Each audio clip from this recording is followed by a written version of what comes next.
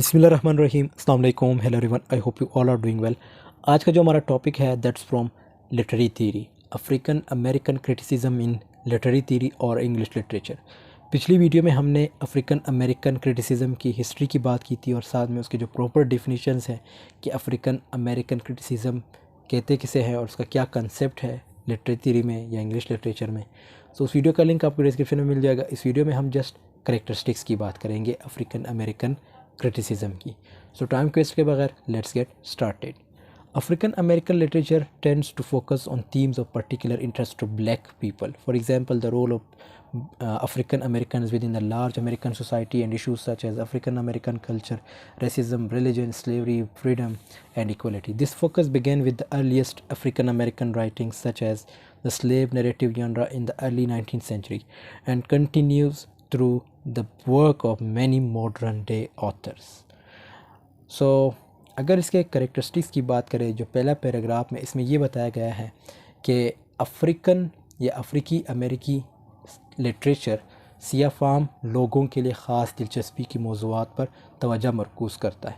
मिसाल के तौर पर बड़े अमेरिकी माशरे में अफ्रीकी अमेरिकियों का किरदार और अफ्रीकी अमेरिकी सकाफ़त, नस्ल परस्ती, मज़हब, ग़ुलामी, आज़ादी और मसावात जैसे मसाइल, ये तवज्जो इब्तदाई अफ्रीकी अमेरिकी तहरीरों से शुरू हुई, जैसे कि 19वीं सदी के अव्वल में जो ग़ुलाम बयाने के ऑथर और जदीद दौर के बहुत से ऑथर्स के काम के ज़रिए जारी है।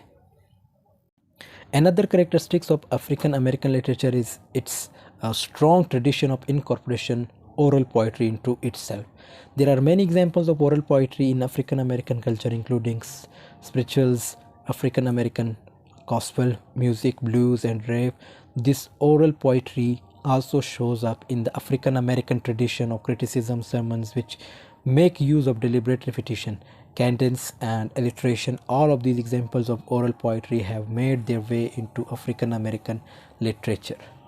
So इस पैराग्राफ में ये बताया गया कि इसका जो दूसरा थीम है या जो दूसरी कैरेक्टरिस्टिक्स है वो ये है कि अफ्रीकी अमेरिकी लिटरेचर की एक और ख़ुसूसियत जो ज़बानी शायरी मीन जो ओरल पोइट्री है उसको अपनी अंदर शामिल करने की इसकी मज़बूत रिवायात है।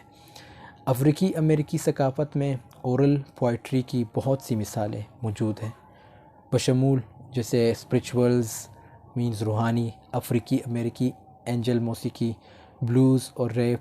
ये ज़बानी शायरी इस ईसाई ख़ुतबात की अफ्रीकी अमेरिकी रवायात में भी दिखाई देती है, जिसमें जानबूझकर तिकरार, ध्यान और इल्तिजा का इस्तेमाल होता है।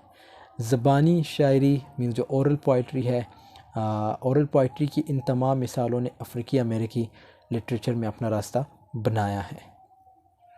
However, while these characteristics exist on many levels of African American literature, they are not the exclusive definition of the genre. As with any type of literature, there are disagreements as to the genre's definition and which authors and works should be included.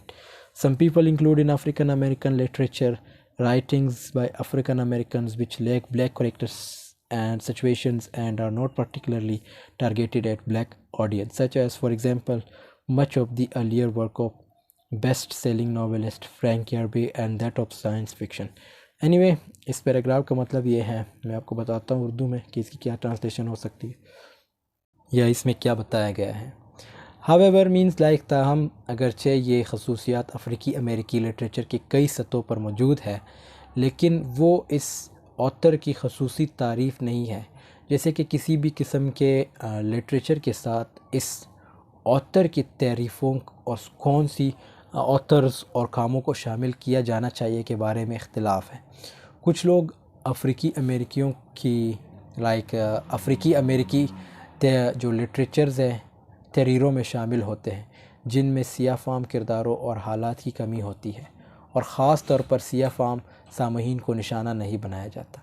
जैसे कि मिसाल के तौर पर सबसे ज़्यादा फ़रोख्त होने वाली नावल निगार फ्रैंक यर्बी जो यहाँ पे मेंशन है। फ्रैंक यर्बी जिसकी तारीख़ी अफसानों ने सफ़ेद फाम किरदारों के साथ उन्हें किंग ऑफ दी मलबूसात नावल का ख़िताब दिया। वो सबसे ज़्यादा फ़रोख्त होने वाला novel the foxes of harrow लिखने वाला पहला जो यहाँ पे मेंशन है। लाइक ये जो था पहला अफ्रीकी अमेरिकी बन गया। डेलने के काम जो वाज़िया तौर पर हम जिन्स परस्त हैं, उसने अक्सर जिनसी शनाख्त और समाजी तहस्सुब के वसाइल का इलाज किया है। अगरचे डेनली इन मसाइल को अफ्रीकी अमेरिकी सियाक व सबाक में ख़ास तौर पर हल नहीं करता है, बहुत से लोग इसे अफ्रीकी अमेरिकी अदब में एक सरकर्दा आवाज़ समझते हैं। So this was all about characteristics, like there are many characteristics but these were the specific, और अगर आप इसको भी फोकस करेंगे तो ये भी बहुत है। So this was all about today's. I hope this video has been helpful for you. Video पसंद आई है तो ज़रूर लाइक कमेंट शेयर कीजिएगा। मिलते हैं नेक्स्ट वीडियो में, तब तक के लिए अल्लाह हाफिज़, टेक केयर ऑफ़ योरसेल्फ।